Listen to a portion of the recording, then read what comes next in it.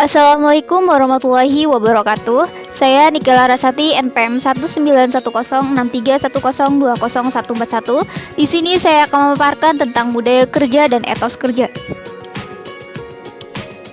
Menurut Mangkunegara 2005, budaya kerja adalah seperangkat asumsi atau sistem keyakinan, nilai-nilai dan norma yang dikembangkan dalam organisasi yang dijadikan pedoman tingkah laku bagi anggota-anggotanya untuk mengatasi masalah adaptasi eksternal dan integrasi internal. Fungsi budaya kerja.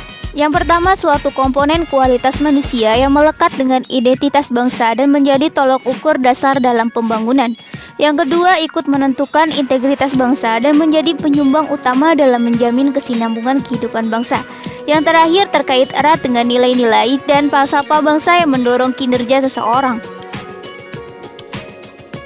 Manfaat budaya kerja. Yang pertama, mengubah sikap dan perilaku pegawai untuk meningkatkan produktivitas kerja. Yang kedua, meningkatkan kepuasan kerja dan pelanggan, pengawasan fungsional dan mengurangi pemborosan. Yang ketiga, menjamin hasil kerja berkualitas. Yang keempat, memperkuat jaringan kerja atau networking. Yang kelima, menjamin keterbukaan atau akuntabel. Dan yang terakhir, membangun kebersamaan. Budaya kerja keras. Lingkungan budaya ini sangat kondusif bagi orang-orang yang aktif, erat dengan pencapaian target tertentu. Budaya kerja keras dimiliki oleh organisasi penjualan yang hiperaktif. Budaya kerja yang fokus pada proses. Individu yang dihargai dalam budaya ini adalah yang mencoba untuk melindungi integritas sistem lebih dari kepentingan pribadi. Budaya berani ambil resiko. Mengambil keputusan butuh waktu yang lama dan sekali melakukan pemikiran sulit diubah. Dalam budaya ini diperlukan pribadi-pribadi yang matang. Membangun budaya kerja. Memahami budaya kerja pada dasarnya dapat dipahami dengan sederhana. Budaya kerja dapat diartikan sebagai sebuah perilaku rutin yang tumbuh dan berkembang secara alamiah di lingkungan kerja. Budaya kerja tersebut merupakan perilaku-perilaku yang ada dan berkembang di suatu perusahaan, antara lain meliputi: yang pertama, berkonsentrasi dan berkontribusi positif di bidang atau unit kerja masing-masing. Yang kedua, perilaku inovatif dalam setiap upaya meningkatkan produktivitas.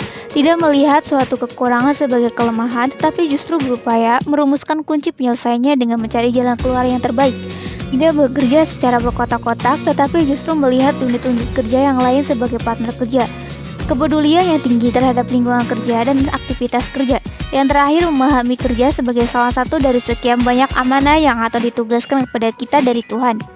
Kerja. Menurut Sinamo, etos kerja ialah sebuah konsep tentang kerja atau paradigma kerja yang dipercayai seseorang atau kelompok sebagai sesuatu yang baik dan benar, yang diwujudkan melalui perilaku kerja mereka secara khas.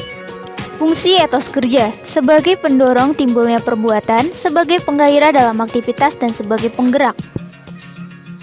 Ciri-ciri etos kerja yaitu kecanduan terhadap waktu, memiliki moralitas yang bersih atau ikhlas, memiliki kejujuran, memiliki komitmen, dan kuat pendirian atau konsisten. Cara menumbuhkan etos kerja. Menurut Jensen Hasinamo 2011 melalui bukunya 8 etos kerja profesional, yaitu kerja sebagai rahmat, kerja ialah amanah, kerja ialah panggilan, kerja ialah aktualisasi, kerja ialah ibadah, kerja ialah seni, kerja adalah kehormatan, kerja ialah pelayanan. Faktor-faktor yang mempengaruhi etos kerja yaitu agama, budaya, sosial politik, kondisi lingkungan atau geografis, pendidikan, struktur ekonomi, dan motivasi intrinsik individu.